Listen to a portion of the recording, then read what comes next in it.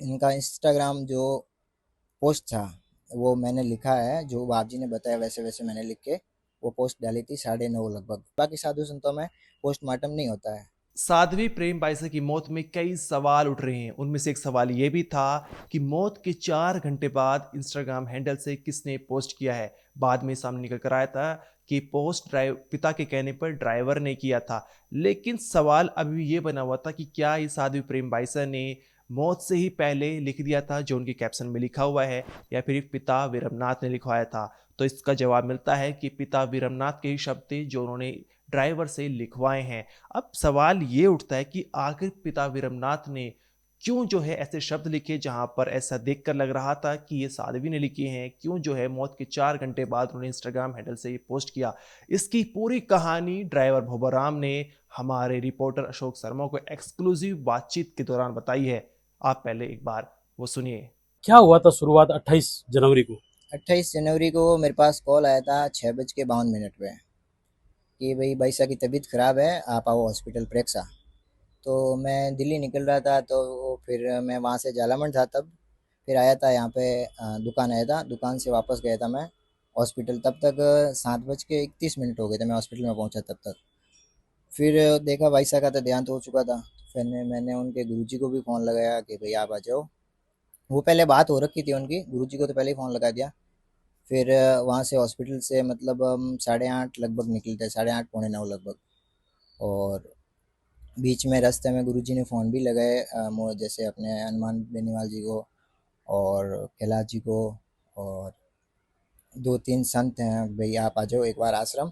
उसके बाद जो भी बातचीत करनी है, क्या करना है क्या नहीं करना है, वो साधु संत सब बताएंगे, उसके अनुसार करेंगे।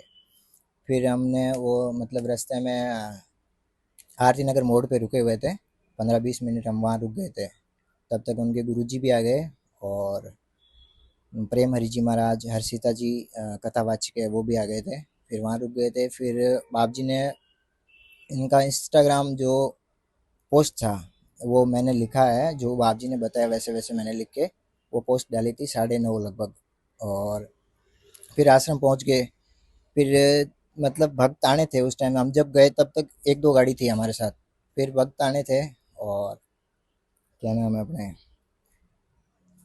फिर वो पोस्ट डाली तो पोस्ट के अनुसार मतलब लोग तो भीड़ा होना चालू हाँ, हो गया लोग था। लगातार भीड़ हाँ, होनी शुरू भीड़ हुई। होनी चालू हो गई थी। हाँ। फिर बाप जी ने कहा भाई अपने संत आ जावे 2-3, उसके बाद भाई साहब को अंदर लेवे। और पोस्टमार्टम का तो बाप जी ने मना नहीं किया। हॉस्पिटल से यहाँ से जब निकले ना, तब भी बोल दिया बाप जी ने कि पोस्टमार्टम तो करवाना है, लेकिन गुरुजी वगैरह सब आ जाएंगे तो उनके सानिध्य में ही करवाएंगे। मतलब वीरमनाथ जी का ये कहना था कि भाई जो संत महात्मा आएंगे ना हाँ, तो उनके कहे अनुसार किया जाएगा, हाँ, है ना? तो उनके अनुसार किया जाए। तो गुरुजी ने फ़ोन भी लगाया। तो भाई बात उन्होंने, गुरुजी ने बताया कि भाई इनकी देखो उपाधि ज़्यादा है, इनका मतलब फ़ैन फॉलोइंग ज़्यादा है, तो उनके अनुसार उनको करवाना चाहिए। बाकी साधु संतों में पोस्टमार्टम नहीं होता है। तो उन्होंने कहा कि भाई आप करवा दें, अपने कोई दिक्कत नहीं है। तो गुरुजी ने बोला करवा देंगे, अपने है नहीं।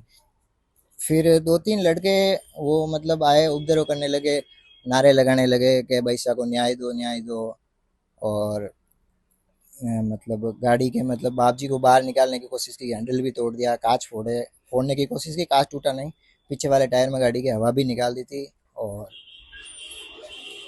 फिर भाई जब तक मतलब पुलिसकर्मी भी आ गए थे। और उन्होंने मतलब जब लेके मतलब पार्थिव देव को लेके हॉस्पिटल निकलने लगे ना, तब फिर वो लड़के मतलब पीछे गाड़ी के पीछे आ गए थे और बोले कि अब मतलब कि न्याय दो ऐसे करके हाव करने लगे। एक बात है भूमाराम जी, पोस्ट में लिखा था कि मुझे जीते जी न्याय नहीं मिला, अब न्याय मिले। ऐसी पोस्ट क्यों की? वो पोस्ट मतलब भाई साहब ने बाप जी को बताया होगा, और रास्ते में मेरे को बोल रहे थे कि मेरे को बताया कि भाई मैंने 25 साल तक ब्रह्मचर्य का जीवन जिया, और उसको लोगों ने कलंकित करने का मतलब चाहा। तो मतलब वो अब वैसा तो रहे नहीं, उनका मतलब अग्नि परीक्षा के लिए उन्होंने गुरु जगत गुरु शंकराचार्य को भी पत्र लिखे हैं। तो भाई उन्होंने भी उनको आश्वासन दिया होगा, लेकिन अब भाई साहब बचे ही नहीं, तो उनको मतलब न्याय कौन दिलाएगा। तो उसके लिए वो महाराज जी ने वो पोस्ट जो जैसा बोला वैसा लिखवा दिया। अच्छा, इनका सोशल मीडिया, इंस्टाग्राम, फेसबुक सब आप चलाते थे? नहीं, मैं नहीं चलाता हूँ। उनका फ़ोन भाई साहब का जो सोशल मीडिया का कथा वगैरह में स्टाफ के पास रहता है, वो फ़ोन उसके मतलब गाड़ी में ही पड़ा था। बाप जी ने बोला इस फ़ोन से आप पोस्ट कर दो भाई साहब की आईडी से। अच्छा, कितनी बार पुलिस ने बुलाया आपको? मेरे को एक बार ही बुलाया था। क्या पूछा पुलिस ने? वही पूछा घटना पर आप कब पहुंचे, कब क्या है, और कैमरे चेक करे कि भाई हॉस्पिटल में आप किस किस को जानते हो। अच्छा, भोमाराम जी कितने टाइम से जुड़े हुए हो साध्वी प्रेमबाईसा से? मैं तो जैसे जन्म से जुड़ा हुआ ही हूँ। 2011 से 12 2 साल उधर रहा था मैं गुरुकृपा आश्रम में इनके पास ही। उसके बाद मैं वापस गांव चला गया था और फिर 2017-18 में वापस जोधपुर आया था इनके पास ही। 2020 तक इनके साथ ही रहा। उसके बाद मैंने दुकान खोल ली, मैं अलग हो गया। अच्छा भोमाराम जी, टाइम नहीं जब मिला। आपको सूचना मिली तब आप सीधा कहाँ पहुंचे? मैं सीधा फ्रेक्सा हॉस्पिटल पहुंचा था। हाँ, वहाँ क्या कंडीशन थी बाईसा की? भाई साहब सो रहे थे, बस कपड़ा लिपटा हुआ था। फिर कुछ बात हुई विरमनाथ जी से?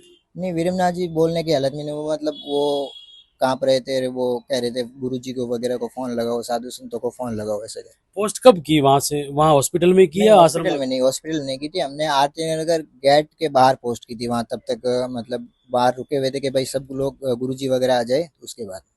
अच्छा, उस 28 से पहले कब आप आश्रम गए हो कभी? आश्रम तो मैं लगभग 4-5 महीने पहले गया था कोई फ़ोटो फ्रेम लगाने के लिए। और उससे पहले जो प्रोग्राम था इनका, ये अपने इसका आश्रम का उद्घाटन हुआ, तब मैं वहीं रहा था 7-8 दिन। अच्छा, ये अब मैं आपसे अंतिम सवाल पूछूंगा भोमाराम जी, क्या अब क्या चाहते हैं आप? बाईसा को न्याय मिलना चाहिए, बस बाकी कुछ है नहीं। तो ऐसा बाईसा के साथ अन्याय क्या हुआ? अन्याय तो वो मतलब कह रहे हैं कि भाई लोगों ने जो वीडियो वायरल किया था उसके बारे में, मतलब बाईसा तो जैसे सत्य है, और बाईसा के जितना मतलब ब्रह्मचर्य जीवन जिया 25 साल का उन्होंने, तो उसको न्याय मिलना चाहिए उस चीज़ का। बाकी कोई है ही नहीं बाईसा का ऐसा। अच्छा, बाईसा पहले कोई ऐसे पंप वगैरह या तबीयत खराब रहती थी नहीं, क्या? बाईसा के जैसे खांसी जुकाम होता है तो मतलब बाईसा को थोड़ी सांस में दिक्कत होती है, तो वो बफारे भी लेते थे कभी कभी, जैसे सर्दियों में, मतलब कफ के लिए। हाँ। बाकी कोई लंबी कोई बीमारी नहीं है बाईसा को। अच्छा, इंजेक्शन के बारे में कोई बात हुई? इंजेक्शन के बारे में तो वो तो अपने को पता नहीं है क्या इंजेक्शन उसने डॉक्टर ने लगाया है, क्या दिया। अपन उस टाइम वहाँ मौजूद नहीं थे अपने, तो वो जब गए थे तब तक मतलब बाईसा शांत हो गए थे। ये थे मेरे साथ एक्सक्लूसिव बातचीत करते हुए भोमाराम, जो उस समय हॉस्पिटल पहुंचे थे, सबसे पहले प्रेक्षा हॉस्पिटल। और ये काफ़ी मतलब इनका कहना है कि मैं जन्म से इस आश्रम और साथ ही प्रेम बाईसा से जुड़ा हुआ हूँ। हालांकि अब इनका ये कहना है कि किसी भी तरीके से कैसे भी है तो साध्वी प्रेम बाईसा को न्याय मिले। आपने ड्राइवर बबूराम की जुबानी सुनी, उन्होंने वारदात वाली रात की पूरी कहानी बताई, किस समय वो अस्पताल में पहुंची। अस्पताल में पहुंचने के बाद साध्वी प्रेम बाईसा की मौत हो गई थी। साध्वी प्रेम बाईसा का शव उनकी गाड़ी में था और उसी गाड़ी में पिता विरमनाथ भी मौजूद थे। साथ ही गाड़ी में साध्वी प्रेम बाईसा का फोन भी था, उसका पूरा एक्सेस पिता विरमनाथ का था, विरमनाथ के पास था। उन्होंने ड्राइवर को फोन दिया और कहा कि उन साध्वी प्रेम बाईसा के इंस्टाग्राम हैंडल से एक पोस्ट करो जहां पर इस तरह के शब्द होने चाहिए। ये पिता विरमनाथ के शब्द थे कि जीते जी तो जो है उन्हें इंसाफ नहीं मिला, शायद मौत के बाद मिल जाए। ये शब्द पिता विरमनाथ ने इसलिए उपयोग किए थे क्योंकि जब साध्वी प्रेम बाईसा की हालत बहुत ज़्यादा बिगड़ चुकी थी तो उन्होंने अपने पिता से कहा था कि पिता जीते जी तो इंसाफ नहीं मिला, शायद मौत के बाद मिल जाए। इसलिए पिता विरमनाथ भावुक हो गए थे और उन्होंने मौत के 4 घंटे बाद इस तरह का पोस्ट करवा दिया। लेकिन यही पोस्ट जो है उनके खिलाफ चला जाता है, जहां पर लोगों को लगता है कि इस मौत में ज़रूर कुछ ना कुछ साजिश छिपी हुई है। हालांकि इस केस की अभी जांच चल रही है, एसआईटी टीम गठित कर दी गई है। अब जो है हम आपको बताते हैं कि साध्वी प्रेम बाईसा की पोस्टमार्टम रिपोर्ट में क्या कुछ सामने निकल कर आया है।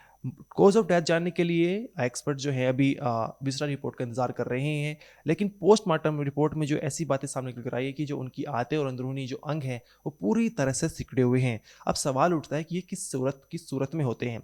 तो फोरेंसिक मेडिसिन एक्सपर्ट्स का मानना है कि जब किसी आदमी को गंभीर बीमारी हो तो उस सूरत में उसके अंदरूनी अंग जो हैं वो सिकुड़ जाते हैं।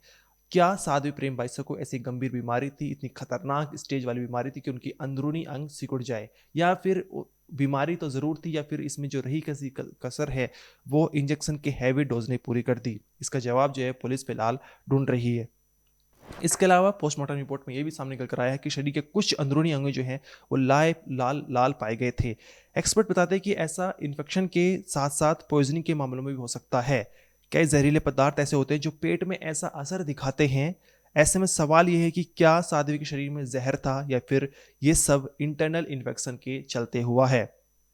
आपको बता दें जो इंजेक्शन जिसने लगाया था वो कंपाउंडर पिता विरमनाथ ने बुलाया था। उसने बताया कि 4-5 मिनट में साध्वी प्रेम बाईसा के साथ ही रुका था इंजेक्शन लगने के बाद, तब तक कुछ हुआ नहीं था। लेकिन उसके 15-20 मिनट बाद मेरे पास फ़ोन आता है जहाँ पर पिता विरमनाथ बताते हैं कि साध्वी प्रेम बाईसा की हालत बहुत ज़्यादा बिगड़ चुकी है, हम उसे अस्पताल ले जा रहे हैं। लेकिन उस समय उन्होंने ऐसा कुछ नहीं कहा था कि जो इंजेक्शन दिया है उसकी वजह से इस तरह का खतरा हुआ है।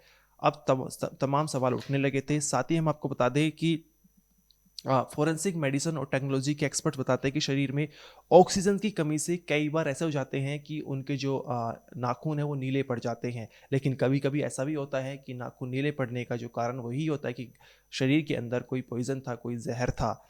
इस केस में अभी जांच कर रही है और विसरा रिपोर्ट आने के बाद शायद पिक्चर जो है वो पूरी तरह से क्लियर हो जाए कि कॉज ऑफ डेथ किस वजह से, मतलब साध्वी प्रेमवत की मौत किस वजह से हुई है। वो शरीर के अंदर कोई जहर था उस वजह से हुई है, या फिर इन्फेक्शन या उनकी बीमारी के चलते हुई है, जिस फिर जो इंजेक्शन का हैवी डोज उनकी इन्फेक्शन को और तरह से खतरे में डाल देता है, उनकी बीमारी और ज़्यादा खतरे में हो जाती है, जिसके चलते उनकी मौत हो जाती है।